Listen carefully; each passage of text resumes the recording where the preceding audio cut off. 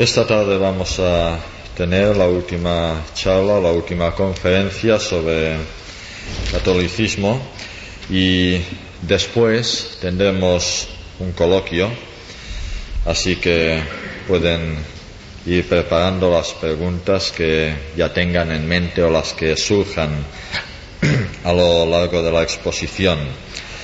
Antes de que nuestro hermano José Gao nos dirija, vamos a hacer una lectura en Apocalipsis capítulo 3. Leemos los versículos del 14 hasta el final. Apocalipsis capítulo 3, versículo 14. Y escribe al ángel de la iglesia en la Odisea: He aquí el Amén, el testigo fiel y verdadero. El principio de la creación de Dios dice esto: Yo conozco tus obras, que ni eres frío ni caliente. Ojalá fueses frío o caliente. Pero por cuanto eres tibio y no frío ni caliente, te vomitaré de mi boca. Porque tú dices: Yo soy rico y me he enriquecido y de ninguna cosa tengo necesidad. Y no sabes que tú eres un desventurado, miserable, pobre, ciego y desnudo. Por tanto, yo te aconsejo que de mí compres oro refinado en fuego, para que seas rico, y vestiduras blancas para vestirte, y que no te descubra la vergüenza de tu desnudez, y unge tus ojos con colirio para que veas. Yo reprendo y castigo a todos los que amo. Sé pues celoso y arrepiéntete. He aquí yo estoy a la puerta y llamo. Si alguno oye mi voz y abre la puerta, entraré a él y cenaré con él y él conmigo. Al que venciere le daré que se siente conmigo en mi trono, así como yo he vencido y me he sentado con mi Padre en su trono. El que tiene oído, oiga lo que el Espíritu dice a las iglesias.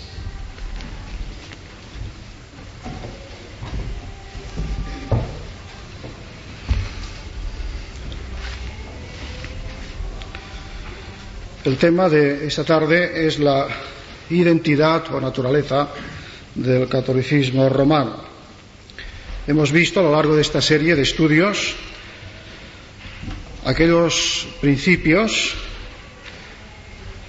que teníamos en común la cristiandad evangélica con este sistema católico romano, y también los puntos de divergencia. El primer día intentábamos contestar la pregunta: ¿es más o es menos lo que nos une que lo que nos separa?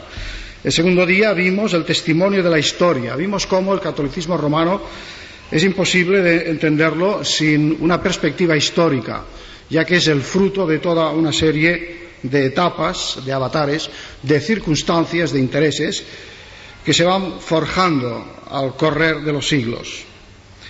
Entonces pudimos ver cómo, si ha habido algún grupo cristiano que ha cambiado, es el católico romano, a pesar de que ellos sostienen pues que el semper idem, la Iglesia siempre idéntica, siempre la misma. Sin embargo, la verdad histórica no es así. Es un sistema que ha cambiado constantemente. Sin embargo, ya afirmábamos, y quizá algún hermano lo recuerde, que hay cierto aspecto que sí que siempre es igual. Hay una cosa que es lo que constituye su verdadera esencia, que permanece, es cierto, y espero que lo veamos, lo descubramos esta tarde. Para comprender el catolicismo romano en su esencia más íntima, debemos de considerar en particular, de una manera especial, la eclesiología y la mariología. Por falta de tiempo, y porque me temo que el calor esta tarde va a hacernos el estar aquí sentados escuchando un poco difícil, voy a hablar solamente de la eclesiología. Quizá algún día puede haber oportunidad para hablar también de la mariología, la doctrina en cuanto a María, que es fundamental en cuanto que expresa mucho de lo que es la naturaleza de este sistema. Pero la eclesiología es básica, porque en la eclesiología la Iglesia Católica Romana tiene el espejo en el cual se mira y en ella afirma lo que cree ser y lo que cree poder ofrecer al mundo. Al mismo tiempo, esta eclesiología la distingue de todos los otros grupos o iglesias. Por ejemplo, es lo que hace contraste con nosotros, las iglesias que surgieron de la Reforma. Cuando concluyó el último concilio, en el año 65, hubo una gran conmoción y se levantaron muchas esperanzas, porque había gente, muchos, tanto dentro como fuera de la Iglesia Católica Romana, que pensaban pues que se iba a producir un cambio enorme, un cambio que iba a hacer del catolicismo, con aquella imagen absorbente, dominante, pues se iba a convertir en otra cosa, y daba la impresión que pues iba a ser el catolicismo romano una iglesia evangélica más. Sin embargo, han pasado los años y esto no ha sido así. Y así ni se han cumplido los temores de los integristas, que creían que después de este concilio vendría la desintegración, ni tampoco los que esperaban una renovación como la que se produjo en el siglo XVI. Entonces, ni renovación ni desintegración. Entonces, ¿qué? ¿No ha habido ningún cambio? Los ha habido, indudablemente. Cualquiera que lo recuerda lo que era el catolicismo romano hace 20 años, con sus misas en latín, hechas de espaldas al pueblo y un sinfín de cosas más, pues sabe que ha habido cambios. ¿Pero qué han significado estos cambios? ¿Ha significado un cambio en la sustancia, en los propósitos? Bien, la tesis a la cual yo me suscribo, me apunto, después de muchos años de investigar sobre el catolicismo romano, es la de autores como Subilia y otros eminentes autores evangélicos, teólogos de hoy día, que dicen: el cambio habido en el catolicismo romano admite solo una explicación dialéctica. Todo ha cambiado para que todo permanezca igual. No me he equivocado, ¿eh? Fijaos bien, porque creo que este es el resumen de lo que intento explicar esta tarde. Todo ha cambiado para que todo siga igual. Hay una obra en la literatura contemporánea de un escritor italiano, el conde de Lampedusa, quizá algunos la han leído, el Gattopardo. Uno de los personajes de esta obra, al explicar la situación política italiana en el siglo pasado, dice: lo están cambiando todo con la finalidad de que todo siga igual. Quienes han leído esta obra y han captado lo que esto significa, creo que pueden captar lo que intentamos explicar esta tarde. Efectivamente, si ahora entramos en la eclesiología, la doctrina de la Iglesia, nos daremos cuenta de los cambios que ha habido, de lo que se ha tocado o retocado para que todo permanezca igual. Me explicaré. En primer lugar, la eclesiología actual, y para todo lo que voy a decir voy a basarme en el documento oficial de Eclesia, es el documento que habla de la Iglesia, del concilio, y veremos cómo la clave de la eclesiología romana es la integración. Integración es la palabra clave. En segundo lugar, el concepto del totus Christus, Cristo total, Roma como Cristo total. En tercer lugar, la Iglesia como alter Christus, el otro Cristo en la tierra. Si tenemos en mente estos aspectos, podremos entender algo de lo que es hoy el catolicismo romano. La integración. ¿Qué significa la integración? Esto ha sido quizá lo más sorprendente y lo que hizo que se abrigaran muchas esperanzas en la década de los 60 concerniente al cambio que se esperaba de estructuras. Porque la integración significa la incorporación al contexto y al ámbito católico romano de toda una serie de cosas, unos valores, que hasta entonces no eran considerados como tales e incluso habían sido condenados por la Iglesia Católica. Es decir, el empeño en hacer suyas ciertas preocupaciones y ciertas inquietudes que hasta entonces no eran entendidas como auténticamente católicas. Y esto en dos planos, en el teológico y en el cultural. En el teológico tenemos como la Iglesia Católica Romana desandando y contradiciéndose a sí misma en muchas de las declaraciones que había hecho a lo largo de los siglos, optó por la libertad religiosa, tal vez porque empezaba a sufrir en su carne lo que era la persecución religiosa en los países del este de Europa. También se puso un especial interés en el estudio de la Sagrada Escritura, se volvió al uso de la lengua del pueblo en el culto, volvió a darse también cierta importancia a la predicación, al lugar de los laicos en la comunidad eclesial, el concepto también de colegialidad episcopal, la admisión de un cierto pluralismo, etcétera, etcétera. En cuanto a los valores sociales y culturales que el catolicismo romano quiere integrar a su ámbito y hacerlos suyos, tenemos, además del que ya he mencionado, la libertad religiosa, el respeto por los no católicos, incluso los no creyentes, la autonomía de la cultura, la justicia social, etcétera. Entonces vemos cómo la Iglesia de Roma se presta a ser flexible y elástica, pero de una manera muy curiosa, sin rectificar ninguna de las afirmaciones dogmáticas del pasado. Sin rectificar ninguna de las afirmaciones dogmáticas del pasado, algunas de las cuales contradicen un buen número de toda esta serie de cosas que ahora la Iglesia romana quiere hacer suyas. Por ejemplo, en el siglo pasado, los papas, la curia romana, el Vaticano, lanzó un documento que se ha hecho célebre, que se llamaba el Syllabus.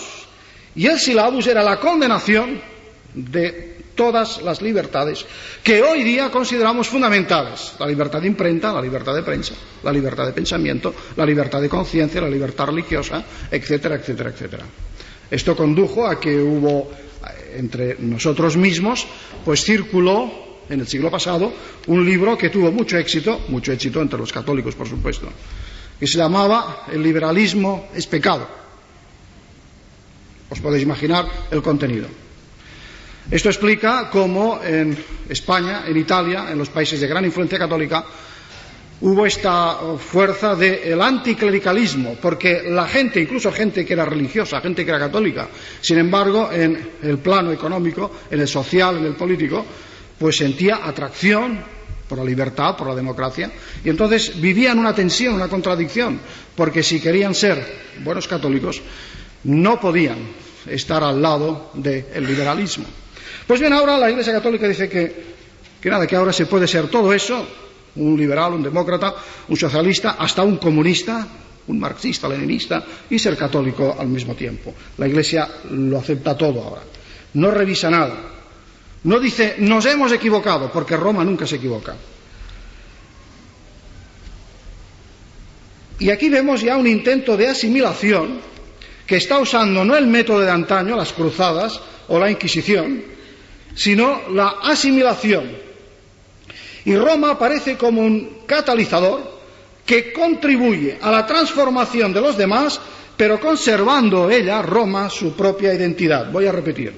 Roma es un catalizador ahora que contribuye a la transformación de los demás, pero conservando ella su propia identidad. Roma permanece la misma a pesar de las transformaciones históricas, en el sentido de que ella dirige la orquesta, para entendernos. Los músicos es igual, que vengan de donde sea, pero quien dirigirá la orquesta será ella ahora. El Papa Pablo VI dijo: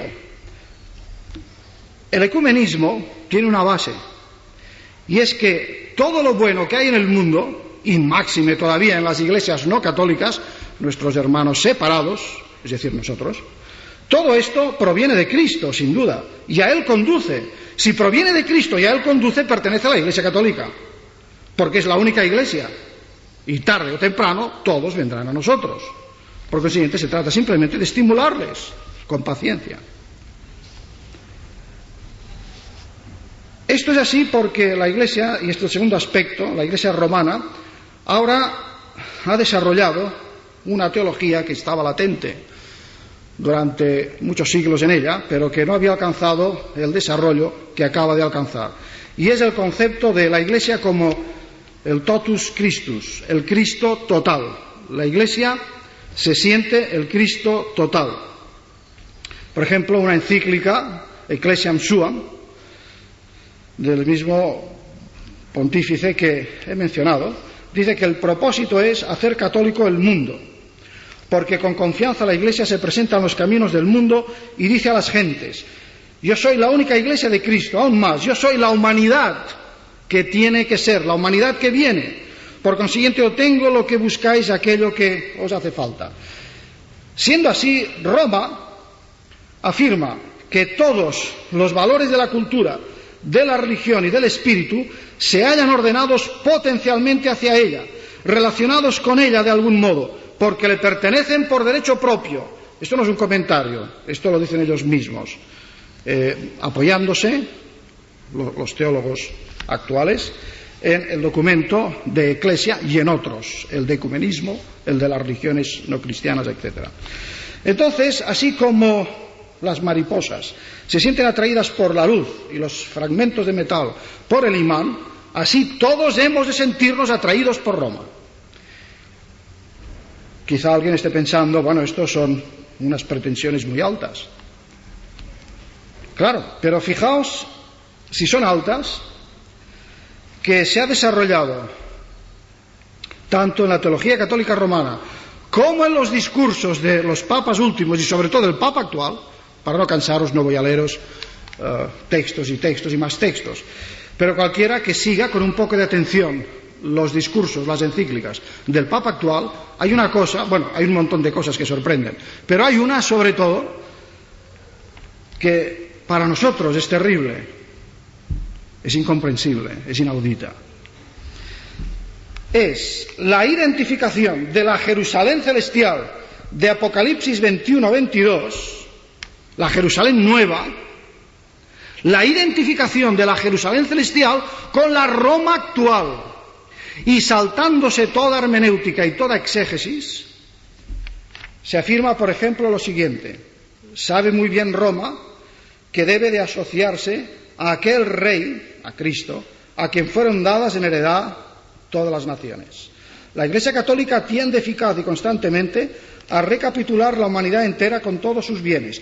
Todos los hombres son admitidos a esta unidad católica y a ella pertenecen en potencia de varios modos, o se destinan, tanto los fieles católicos como los otros cristianos, incluso los hombres en general llamados a la salvación.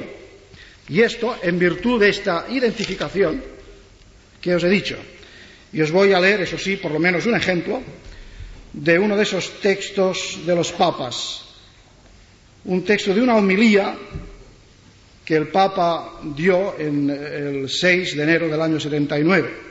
Levántate, Jerusalén, porque llega tu luz, la gloria del Señor brilla sobre ti. Isaías 61:6. Levántate, Jerusalén, Jerusalén de arriba, Apocalipsis 20-21. Además dan los textos, o sea que no se trata aquí de una aproximación más o menos alegórica, sino que dan los textos con la intención de referirse a ellos. Palpitará tu corazón. Reunidos aquí en Roma, nos volvemos a encontrar acá en esta basílica. Levántate, Jerusalén, aquí en la basílica de San Pedro de Roma, porque aquí de forma particular en San Pedro de Roma, a lo largo de los siglos, se ha cumplido la profecía de Isaías. Isaías 60, como sabéis bien, se cumple en Apocalipsis 21. No antes. Desde aquí, por medio de Pedro y de la Santa Sede, ha entrado y constantemente está entrando una multitud innumerable en esta gran comunidad del pueblo de Dios, en la unión de la nueva alianza, en los tabernáculos de la nueva Jerusalén. Sin comentario. La Iglesia Católica Romana se erige ella misma, pues, en el centro del universo y en la esperanza de la humanidad, identificada con la realidad última perfecta de los cielos nuevos, la tierra nueva, la Jerusalén de arriba. Entonces ella se erige en un punto de convergencia de todos los valores y todos los hombres. Y nos da la impresión de que exime a estos, a los seres humanos, de la crisis de la conversión, porque nos dice que ya estamos andando hacia Roma y que tarde o temprano todos vamos a llegar. Esto contrasta con lo que San Pablo, por ejemplo, dice en Colosenses 2:10. Vosotros estáis completos, ¿en quién? En Roma, en la cristiandad protestante, en la cristiandad ortodoxa. No, estáis completos en Cristo, que es la cabeza de todo principado y potestad. Mientras la cristiandad reformada, evangélica, entiende que Cristo es la puerta, es el camino, es la meta, es el mediador único, Roma, por el contrario, invierte los términos. Y en lugar de decir por Cristo a la Iglesia, por Cristo a Jerusalén, dice por mí, por Roma, llegaréis a Cristo. O sea, aparece como una intercesión, una mediación imprescindible. Entonces arrebata las funciones intransferibles de Cristo e intenta participar de aquella gloria de la salvación que solo a Dios le corresponde. Bueno, quizá alguien diga, ¿y cómo es esto que se llega así? Por la idea del Cristo total, que queda aún reforzada con otra corriente muy de moda en la teología católica actual, que es la Iglesia como continuación de la encarnación. Fijaos bien. La Iglesia como continuación de la encarnación. De ahí que asume el papel de totus Christus, el Cristo total. La distancia entre lo divino y lo humano, sabemos que la salvó Jesucristo en su encarnación, porque en Jesucristo se reunió la humanidad con la divinidad. Y basta. Cristo, Dios hombre. El Cristo que volverá, a quien estamos esperando en su segunda venida. Pues bien, en la teología católica se dice ahora que esta unión de lo divino y lo humano no acabó con Cristo, con la ascensión de Cristo, sino que continúa en la Iglesia. Y por esto la Iglesia de Roma es la Iglesia del Verbo encarnado, así se llama ella.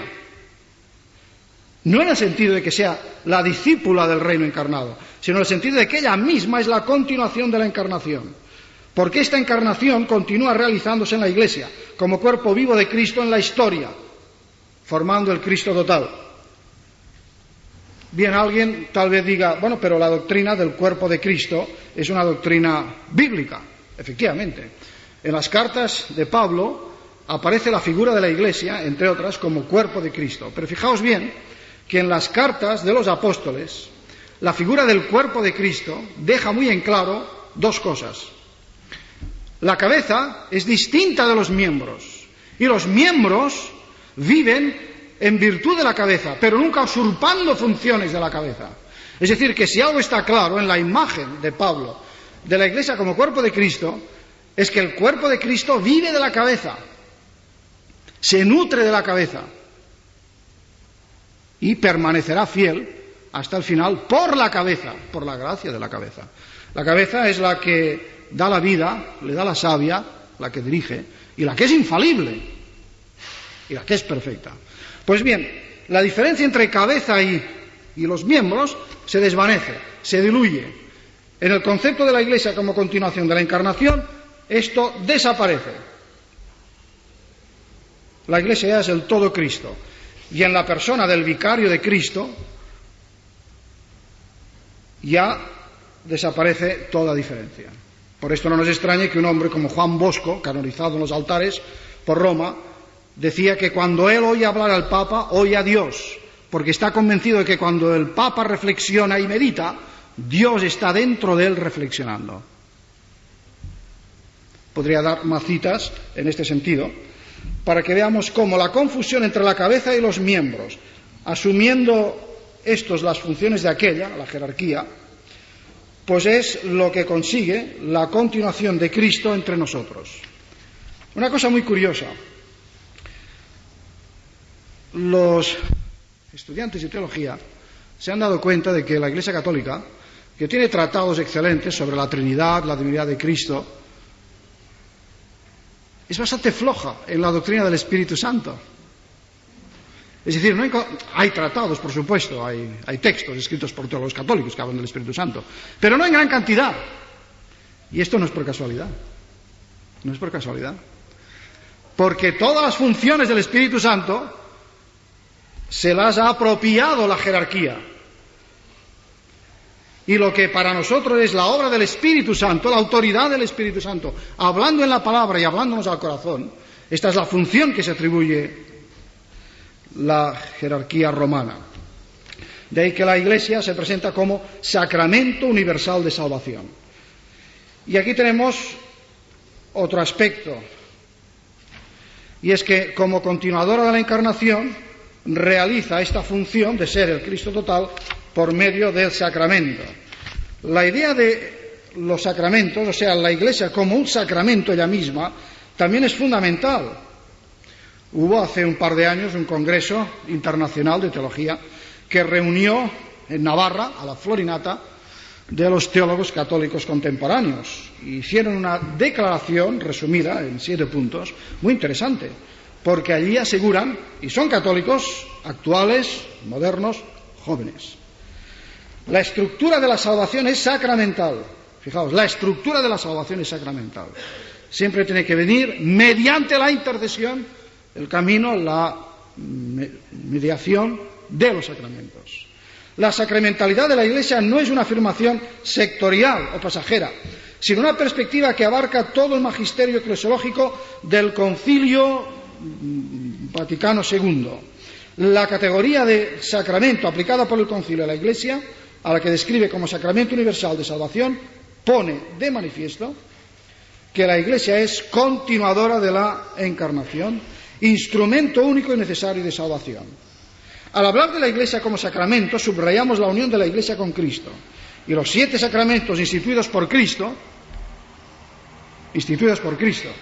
me gustaría ver los textos bíblicos, son esenciales a la sacramentalidad de la Iglesia. La Iglesia es signo e instrumento de la acción de Cristo en el mundo. Une a los hombres con Dios a través de los sacramentos, nunca fuera de ellos. Y así, por este camino.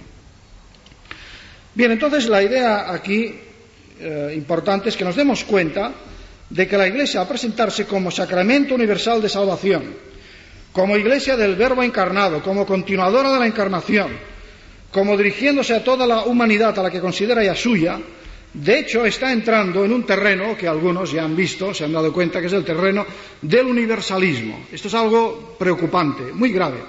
La Iglesia Católica vemos en teólogos como Rahner, Kuhn y otros, que está entrando en el camino del universalismo, que es la teoría que cree que a fin de cuentas todos los hombres serán salvos, todos los hombres son salvos. La única diferencia es que unos lo saben y otros no. Unos son católicos a conciencia y otros tienen que serlo algún día, pero aún no se han dado cuenta. Pero el Vaticano II sigue afirmando: todos los hombres son admitidos a esta unidad católica del pueblo de Dios que prefigura y promueve la paz, y a ella pertenecen, porque todos están destinados a ella. Iglesia, sacramento universal de salvación. Hasta tal punto que, por ejemplo, leemos el documento sobre ecumenismo y lo comparamos con el documento de Eclesia y nos damos cuenta de que se habla incluso de las otras religiones no cristianas, el Islam, el hinduismo, el budismo, etc., como preparación evangélica. Preparación evangélica. ¿En qué sentido? Pues que son riquezas que ya tiene el mundo, pero que desembocarán un día en la verdad única de la única Iglesia de Cristo, la Iglesia Católica. Entonces se aprecia todo lo bueno, todo lo verdadero que hay en los judíos, en los gentiles, porque todo eso es como preparación evangélica. No encontramos en ninguno de los textos conciliares citas, por ejemplo, de Romanos 3, aquello de la ira de Dios que está sobre aquellos que no tienen a Cristo. No encontramos textos como aquellos que dicen todos se desviaron a una se hicieron inútiles. No hay justo ni a un uno. Esos textos se han olvidado. El pecado parece que no existe. La herejía tampoco, el error tampoco. Porque parece ser que el pecado únicamente, el pecado importante, lo que realmente es un pecado fuerte no sería católico romano. Ese parece ser que es el pecado más grande de todos.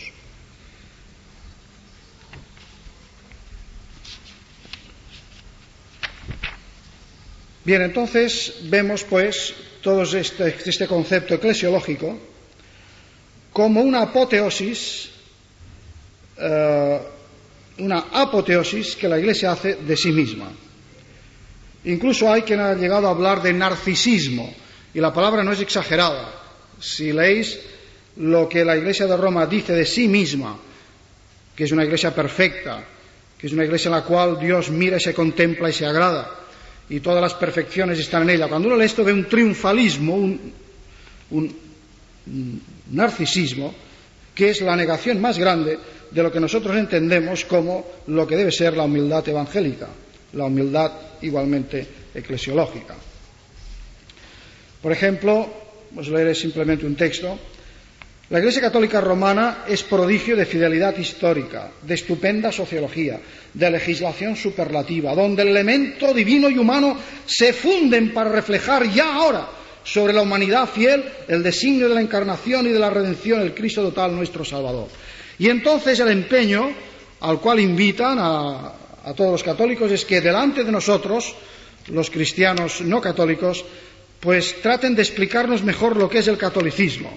Entonces hay un gran empeño en explicar, porque dice la fe católica, así se lee en el decreto sobre ecumenismo, hay que exponerla con más profundidad, con más rectitud, para que tanto por la forma como por las palabras puede ser cabalmente comprendida por los hermanos separados. Y aquí parecen olvidar la observación de un eminente teólogo evangélico en Roma durante los años del concilio que dijo: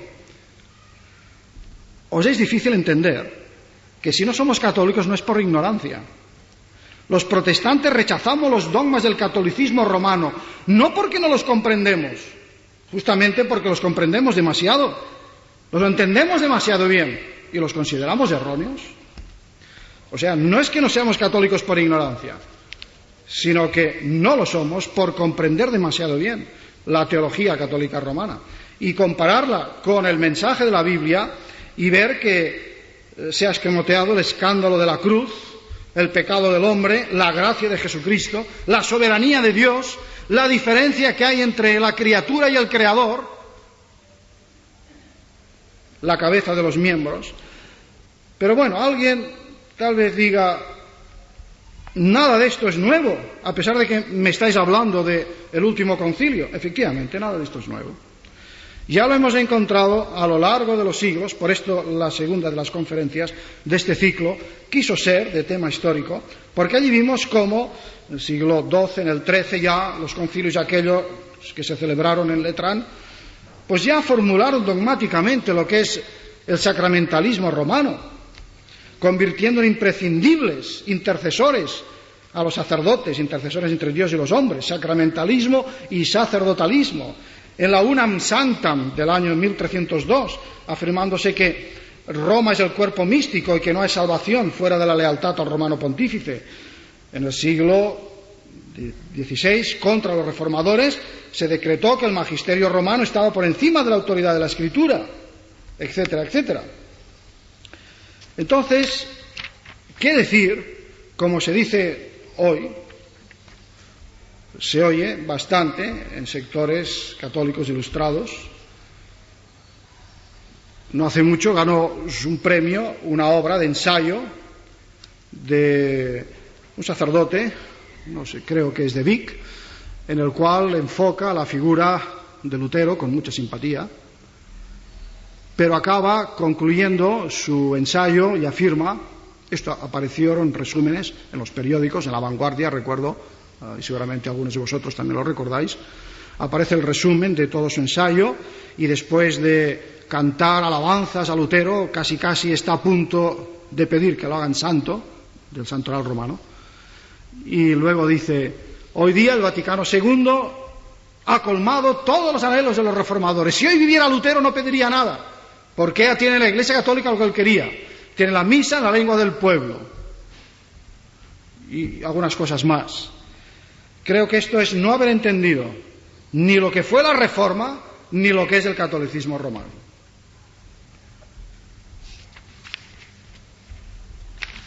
No hay tiempo, ya lo he dicho, para considerar lo que está enseñando hoy día la Iglesia Católica en cuanto a María, la mariología. Pero creo que basta, lo dicho, la eclesiología católica romana actual para que nos demos cuenta de las diferencias entre la Reforma y el catolicismo posconciliar. Y con ello concluyo. Una comparación de lo que significa la Reforma, es decir, la esencia, la naturaleza de las iglesias evangélicas y la esencia, la naturaleza del catolicismo posconciliar. ¿Qué fue la Reforma? ¿Qué somos nosotros? La Reforma fue un movimiento con la específica voluntad de renovar la Iglesia. ¿Pero cómo? Purificándola. ¿Cómo? Reformándola. ¿Pero cómo? Pues a la luz de la palabra de Dios. Que Dios sea Dios y que su palabra sea la autoridad final y última. Y la Iglesia, siendo humilde, considerándose llena de error y de pecado, diciéndole al Señor: Señor, nosotros somos una indignidad, pero tú puedes enriquecernos. En nosotros no hay riqueza, pero en ti sí la hay. Y de ahí la doctrina de la justificación. Las iglesias de la Reforma no se justifican, se confiesan. Pero la justificación viene de Cristo, de Dios, el único justo y que justifica al que es de la fe de Jesús. El objetivo de la Reforma fue, pues, eliminar todo lo que fuese contrario al Evangelio y volver a edificar la Iglesia sobre el fundamento de los apóstoles y profetas. Efesios 2:20, el fundamento bíblico. Esto fue la Reforma. Ahora, ¿qué es el catolicismo actual?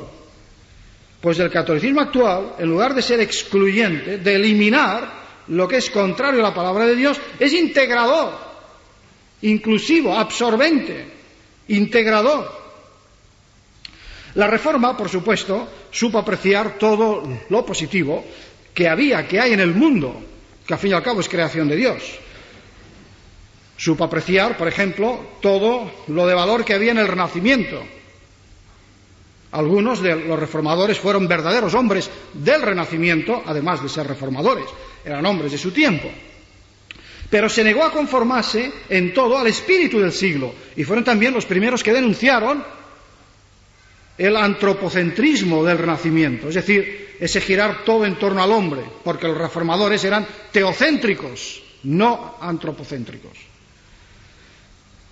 La Reforma dijo sí a la cultura, sí al humanismo, pero transformándolos, iluminándolos con la palabra de Dios. El cristianismo bíblico propugnado por la Reforma es un cristianismo excluyente, porque la palabra de Dios rompe y separa. En cambio, el catolicismo, tanto el antiguo como el postconciliar, es integrador de lo que se denomina todos los valores de la humanidad, sin discriminación, con la finalidad de que la Iglesia de Roma tenga en todo el primado y que nada ni nadie se escape a su hegemonía clericalizante. Y aquí aparece otro punto de contraste. La Reforma no es clerical. El catolicismo romano solo se explica clericalmente. Entonces, ¿qué diferencias de fondo, apariencias aparte, existen entre esta vocación hegemónica que ya vemos en la Roma de la Edad Media y la Roma actual? La vocación hegemónica es idéntica, solo han cambiado las circunstancias, los métodos, los caminos por los cuales quiere implantar su hegemonía. El centro de la Reforma era la cruz de Cristo, la palabra de Dios, solo Cristo, solo Escritura, solo la gracia. ¿Cuál es el centro del catolicismo romano? Roma, el totus Christus, el alter Christus, como decían las monjitas de Sevilla cuando vieron a Juan Pablo II. Oh, dulce Cristo en la tierra. La Reforma obedecía a unas exigencias de pureza evangélica, de arrepentimiento, y buscaba la justificación y el perdón fuera de ella, no en ella misma. La Reforma no se miraba a sí misma, contemplándose su ombligo, como hace Roma, sino que mira siempre hacia afuera, porque sabemos que nadie, mientras vive en ese mundo, es rico. Siempre somos cuitados y miserables y necesitados de la gracia de Dios. Yo me atrevo a decir, a pesar de saber que voy contracorriente y que no es lo que hoy se lleva, me atrevo a decir que hoy las diferencias entre la Reforma y el catolicismo romano son mayores que las de la época de la Reforma. Porque en la época de la Reforma había todavía esperanzas respecto a toda una serie de temas en cuanto a María, en cuanto a la autoridad del Papa. Pero pensad que la infalibilidad del Papa vino después de la Reforma. La Inmaculada Concepción vino después de la Reforma. La Asunción de María a los cielos vino después de la Reforma. De manera que hoy día, repito, es más grande el abismo de separación que entonces. Afortunadamente, entre paréntesis digamos, el clima de diálogo, de tolerancia, acaso impuesta por las circunstancias de nuestra época, esto es estupendo. Pero esto no borra No borra las diferencias de naturaleza, de identidad recíproca. Somos distintos. Por consiguiente, es frívola la afirmación de que el catolicismo actual, después del concilio, ya ha dado satisfacción a todos los anhelos reformadores. Es imposible conducir la reforma y todo lo que ello representa a la integración romana, a menos que traicionemos su espíritu, a menos que echemos por la borda el solo la Escritura, solo la gracia, solo Cristo. De la misma manera, exactamente, pero a la inversa, resulta imposible la reforma de la Iglesia romana a menos que renuncie a su eclesiolatría, su mariología, su antropocentrismo, su neopelagianismo, etcétera, etcétera. Felicitarse por los textos del Concilio Vaticano II revela una inconsciencia teológica y ecuménica acorde con la superficialidad de nuestra época. Siempre me acuerdo, cuando hago estas consideraciones, del diagnóstico de Lloyd Jones, el gran predicador inglés, que dijo que lo que caracteriza al cristianismo de nuestra época, y se refería a nosotros, es la superficialidad. Entonces, esta superficialidad explica por qué se dicen las cosas que se dicen, y hay los malentendidos que hay, y se puede llegar incluso a sostener que el catolicismo actual pues acoge todos los anhelos de los reformadores. Pensad que el diálogo con Roma no conduce a situarnos a todos debajo de la autoridad de la palabra de Dios. Ojalá fuera así. Ojalá fuera así. Sino que tiende a situarnos debajo de la autoridad del Vaticano, lo cual es otra cosa. Y es porque la referencia no es la Escritura, menos la sola Escritura, sino la institución eclesiástica. Bien, concluyo. El Vaticano II ha significado un cambio de rumbo y de imagen. Sobre todo me olvidaba, un cambio semántico. No hay tiempo de extenderme en este punto. Pero eso sí, el lenguaje ha cambiado totalmente. Ahora las encíclicas, los textos de la Curia Romana están llenos de textos bíblicos. Pero si amáis la exégesis y la hermenéutica, ahí tenéis un buen ejercicio para desarrollar vuestra afición. Ha cambiado el lenguaje, la imagen. Se ha hecho una puesta a punto para los tiempos actuales. Ha significado una revitalización de una institución que parecía anquilosada en los últimos 100 años. Se ha limpiado, como quería Juan XXIII, la fachada. Se han abierto las puertas para que entre aire fresco. Pero, lo lamentamos, no ha constituido ni ha realizado ninguna reforma en profundidad de las esencias del catolicismo romano. Al contrario, las ha confirmado más todavía, porque hoy es dogma todo lo que hace 4 siglos eran simplemente corrientes o tendencias, pero ahora son dogmas. Así pues, concluyo que han cambiado muchas cosas para que todo siga igual.